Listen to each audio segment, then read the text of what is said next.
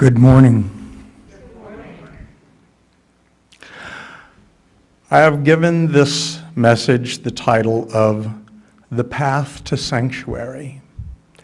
It could have as easily be called Return to Sanctuary, because in 2018, I left my sanctuary, my home, my people.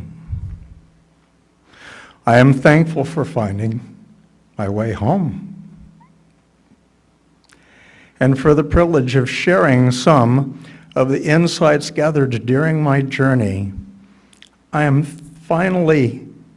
thankful for finally understanding, which is very different from simply knowing, what Henry Wadsworth Longfellow had to say when he wrote The Rainy Day. It goes like this: the day is cold and dark and dreary. It rains and the wind is never weary.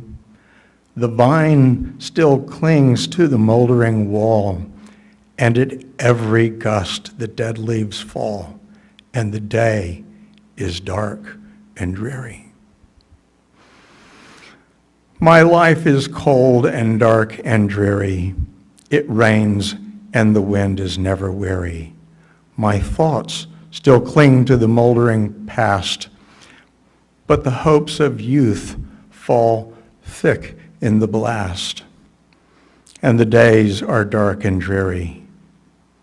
Be still, sad heart, and cease repining. Behind the clouds is the sun still shining. Thy fate is the common fate of all. Into each life some rain must fall. Some days must be dark and dreary.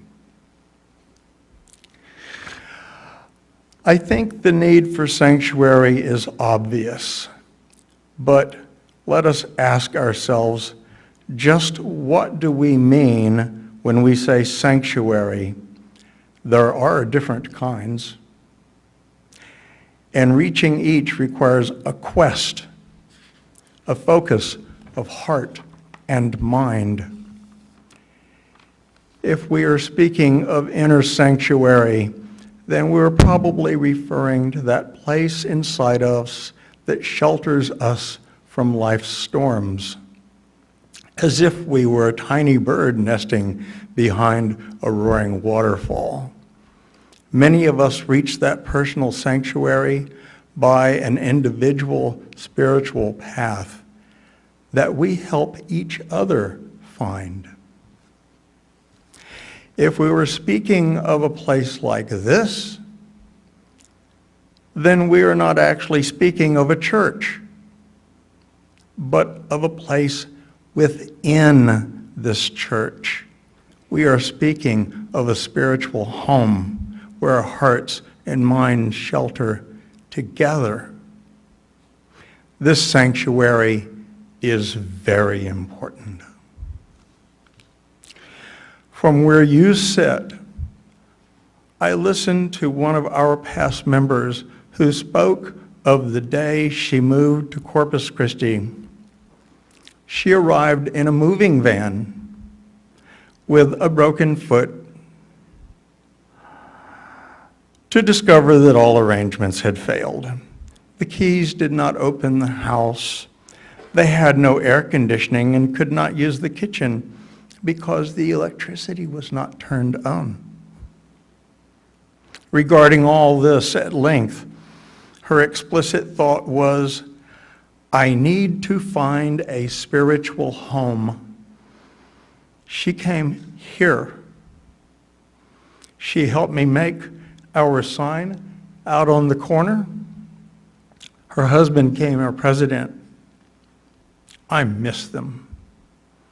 And I would miss them even more if it were not for you. My first sanctuary was in a little Nazarene church, more or less across the street from my home. Even in grade school, I couldn't hardly believe that Jesus of Nazareth was God on earth, but I kept that to myself. I was among nice people, and I believed in the goodness of God. I was content. When I was 16, the Reverend took me aside one day and explained the concept of primacy. It went like this: if you were a Nazarene, then you are saved and will go to heaven. People who were some other kind of Christian might get to heaven, but if you were not a Christian, there is no possibility of getting to heaven. I asked my first thought, what about the Chinese? And he said, missionaries have brought the word of Jesus to every village on earth. The choice to accept Jesus or not is theirs. The very next thought that I had should not be repeated here. Without saying anything, I turned on my heel and walked away. I never came back. I was driven from my sanctuary because I could not sit with people who sincerely believed that God existed and would torture people for all eternity for not believing what they believed. When I arrived here, I had never heard of a Universalist. I listened to Reverend Owen explain the central concept of universalism, that if salvation is available, then it is unconditionally available to all. I had actually been a Universalist since childhood without even knowing what a Universalist was. After decades of trying to find my own path alone, I had found my people, my sanctuary. I sat in the back row in my South Park tie and wept, much like I do during most of my sermons. This space is not a sanctuary because we say it is so. It is a sanctuary, a spiritual home because of what we say and do here, how we feel when we are together, and because of all the ways that we unite to lift one another up when life seems to be a swirling, eddying, sucking river of despair.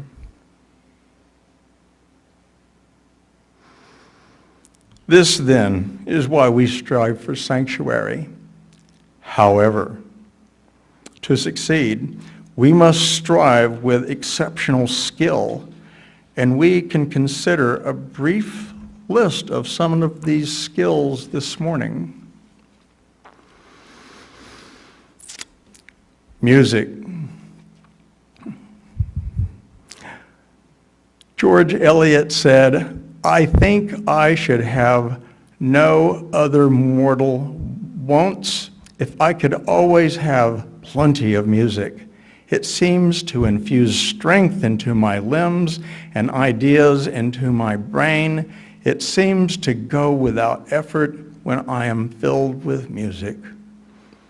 In this area, we have incredible skill.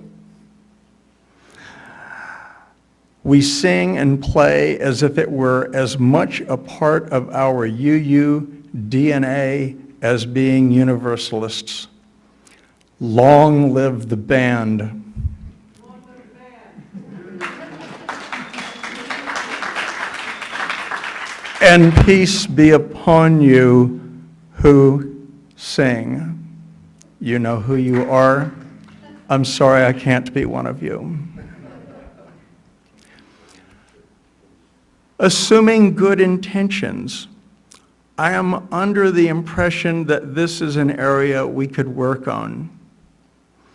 It's not as straightforward as it seems because it begins with listening, which people in general are not particularly good at.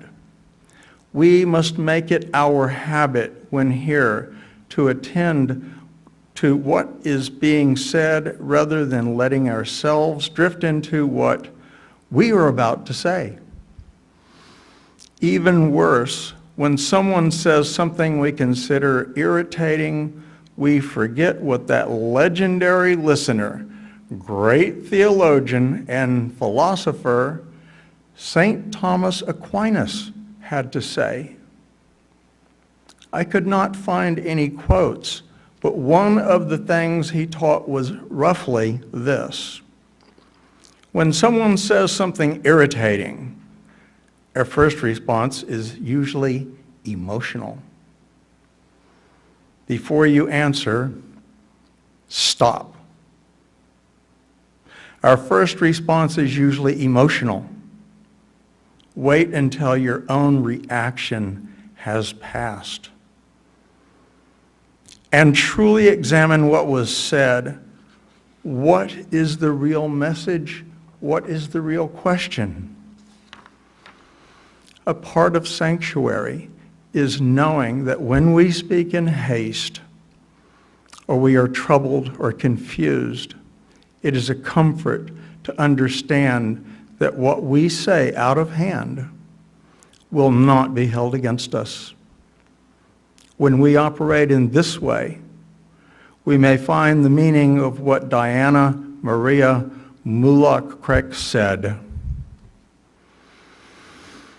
Oh, the comfort, the inexpressible comfort of feeling safe with a person, having neither to weigh our thoughts nor measure words, but pouring them all right out just as they are, chaff and grain together, certain that a faithful hand will take and sift them, keep what is worth keeping, and then with the breath of kindness, blow the rest away. Love. Love is the very doctrine of this church. But how do we practice that day to day? Again, I have dug deep into the Unitarian Universalist Library, which happens to be everything. And I've come up with another saint, Mother Teresa. Now, before you throw the hymnals at me, let me please hear what she has to say about love. Do not think that love, in order to be genuine, has to be extraordinary. What we need is love without getting tired. How does a lamp burn? Through the continuous input of small drops of oil. If the drops of oil run out, the lamp will cease to shine. What are these drops of oil in our lamps? They are the small things of daily life. Faithfulness, punctuality, small words of kindness, a thought for others, our way of being silent, of looking, of speaking, and of acting. These are the true drops of love. Be faithful in small things, because it is in them that your strength lies. Some of us may know a bit about this particular saint's shortcomings, inconsistencies that might paint her as a hypocrite. But consider this. When I was stationed overseas, a neighbor invited me to his church, which was Catholic. I said that my beliefs were unlike those of the Catholic Church, to which he shrugged and said, "We always have room in the pews for another hypocrite."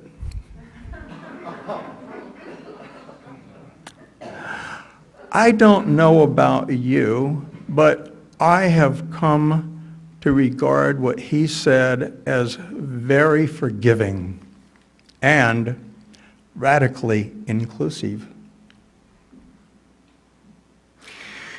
Discovery. Yes, discovery. We are here not only to discover one another through the work and play that church life is made of.